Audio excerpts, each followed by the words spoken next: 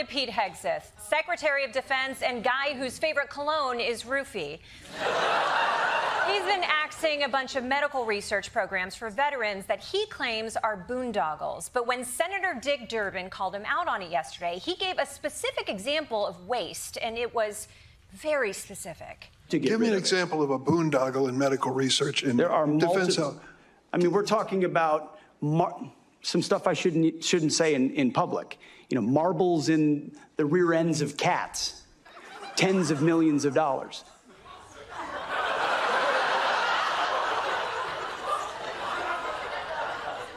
Sometimes I hear about science experiments and I think, God, I am so glad when I was growing up, no one was telling women they should be scientists. Really dodged a bullet there. To be fair, they were trying to find out why Garfield hates Mondays. Now they know. Now they know.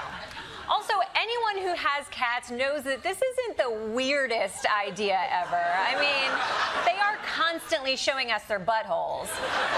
At some point, someone's going to be like, all right, let me try something. But in case you're wondering who would fund such a ridiculous study, that would be President Trump himself. In 2020, his Defense Department said it was part of a revolutionary new treatment for spinal cord injuries.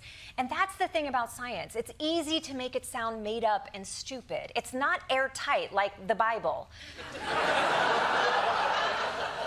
And someone who just wants to cut funding can trivialize any research because, yeah, trying to make dogs salivate by ringing a bell sounds weird, but it proved an important point that dogs love bells, I think. I don't know, I failed psych.